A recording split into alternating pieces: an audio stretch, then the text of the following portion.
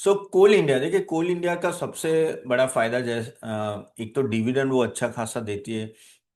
Plus अभी क्या है कि प्राइस एप्रिसिएशन भी अच्छा खासा हुआ है।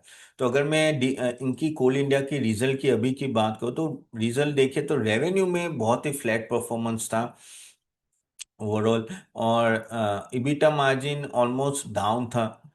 लेकिन पैट पैट भी देखे तो थोड़ा डाउन था। लेकिन जो ये पूरे साल का था, लेकिन अगर मैं क्वार्टर फोर का मैं बात करूँ तो 5.8% ईयर ऑन ईयर ग्रोथ था। यानी क्वार्टर टू क्वार्टर, अगर सॉरी, क्वार्टर फोर अच्छा था, पूरे साल का इतना परफॉर्मेंस अच्छा है और पेट 11% से ग्रो हुआ है। लेकिन जो इनका ऑपरेटिंग कैश फ्लो अच्छा खासा 43% से जंप आया, that is a good thing. और बैलेंस शीट काफी स्ट्रांग हो चुकी है। प्लस अभी क्या हुआ है कि ये जो पावर की सुपर साइकिल चली है उसके वजह से काफी फोकस आ रहा है, कह सकते हैं कि थर्मल पावर पे एंड ऑल दैट। और उसमें coal is one of the thing जो आपको बेसिक चाहिए। तो बैलेंस शीट स्ट्रांग है। डिविडेंड भी अगर आप देखो तो टोटल डिविडेंड 26 रुपए का डिक्लेयर किया है, तो वो भी बहुत ही अच्छा डिविडेंड है। पे आउट रेशियो अगर आप देखो तो 52% इनका ऑलमोस्ट ईपीएस का होता है। और क्यों इतना बड़ा डिविडेंड देती है? क्योंकि ये कैश का हुआ है गवर्नमेंट के लिए भी। आज जो सब, क्योंकि coal India is govern by government, तो कोई भी डिविडेंड आता है सीधा गवर्नमेंट के पॉकेट में जाता है। गवर्नमेंट को अपना फिस्कल डेफिसिट खत्म करने यानी हैंडल करने के लिए they need a healthy dividend, और इसके वजह से इनको फायदा। तो इसलिए मैं बोल रहा हूँ कि कोल इंडिया एक ऐसी कंपनी के डिविडेंड से तो फायदा हो ही रहा है, प्लस आपका अगर प्राइस एप्रिसिएशन हो गया तो अच्छा खासा पैसे मिल जाते हैं। अगर आप देखो तो पीछे 3 साल का, जस्ट टू टेल यू, 24% से ग्रो किया है। और मैं सीएजीआर बोल रहा हूँ, अगर मैं इसमें 7 8% का भी डिविडेंड पकड़ लूँ तो आपका 30% से ज्यादा आपका रिटर्न छूट रहा है कोल इंडिया में हर साल, which is very very good. Okay. और अगर हम लोग कंसर्न्स की बात करें तो इनका प्रॉब्लम वो हुआ कि जो जो फाइनेंशियल 26 का जो टारगेट था, ऑलमोस्ट 865 टन का टारगेट था। और 865, सॉरी, 875 मेट्रिक टन थे, सामने 768 मेट्रिक टन हुआ। तो कंपेरेटिवली कम चल रहा है, तो वो एक प्रॉब्लम है। मार्जिन में थोड़ा प्रॉब्लम आता है क्योंकि कॉस्ट कॉस्ट थोड़ी बढ़ गई। डेट थोड़ा अच्छा खासा बढ़ा है ना, ऑलमोस्ट आप देखें तो टोटल बोरिंग 50% से 13,000 करोड़ से बढ़ी है। और इन्वेंट्री बिल्डअप भी अगर आप देखो तो, सॉरी गाइस, 3,000 करोड़ से बढ़ी है, तो वो एक थोड़ा प्रॉब्लम है। तो अगर सच बोलूं ना तो पूरे साल का अगर मैं परफॉर्मेंस देखूं तो आप अगर प्रोडक्शन देखो, ऑफटेक टारगेट देखो, कैपेक्स टारगेट देखो, इन सब में ऑलमोस्ट, नहीं ऑक्शन में रहने दो, बट बेसिकली प्रोडक्शन, ऑफटेक और कैपेक्स में तो कंपेरेटिवली मिस ही है। और इसमें प्रॉब्लम यही होता है कि काफी हद तक इनको लैंड एक्विजिशन और प्रोडक्शन इश्यूज काफी आते हैं। और ना वर्कर्स के वो कहते हैं आंदोलन भी हो जाते हैं, मार्जिन प्रेशर भी थोड़ा रहता है।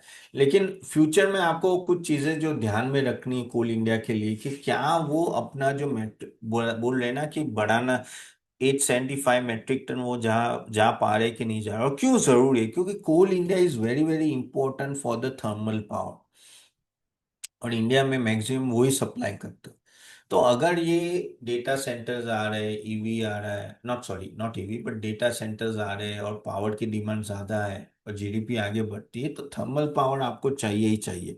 सो गाइडेंस के हिसाब से देखना पड़ेगा कि क्या कोल इंडिया कर पाएगी कि नहीं कर पाएगी।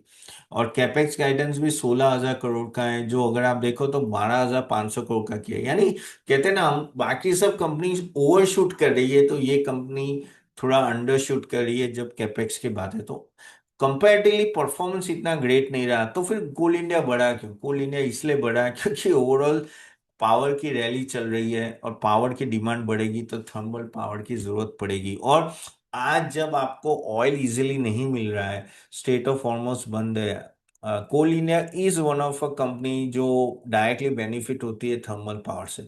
आप बोलोगे नहीं आगे जाके रिन्यूएबल आएंगे एंड ऑल दैट, अब रिन्यूएबल जब आएंगे तब आएंगे, तब तक तो आपको थर्मल पे डिपेंडेंट रहेगा। करेक्ट। और रिन्यूएबल आने में 2 3 साल है, तो डिमांड इसकी रहेगी, उसमें कोई डाउट नहीं है। बस वही है कि प्राइस आपको थोड़ा देखते रहना है। प्रॉफिट ग्रोथ नहीं हो रहा है 3 साल से सेल्स से, तो थोड़ा केयरफुली खेलना है। अच्छा खासा ग्रोथ आ चुका है। अब जैसे मैंने बोला कि आपको मेटल में वही है कि आपको, आप लेते भी हो तो स्टॉप लॉस के साथ चलो, ठीक है, क्योंकि रिवर्स होता है तो बहुत खराब तरीके से ये सब रिवर्स हो सकता है। लेकिन क्योंकि coal India is a government company और थर्मल पावर बढ़ रहा है तो one can have a positive look.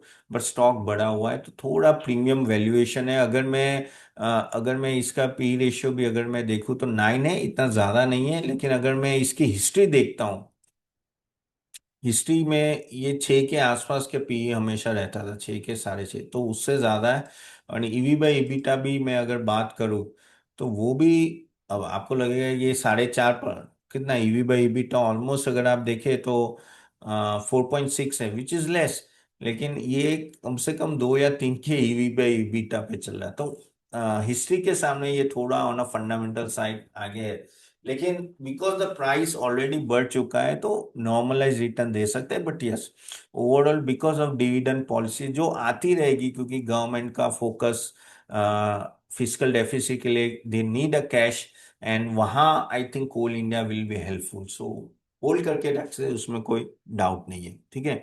तो ये था कोल इंडिया के लिए। Again, please do your own research before investing, okay, not a recommendation, and we give only recommendation to our small case subscriber, जो मैं comment box में आपको दे दूंगा link, you can go and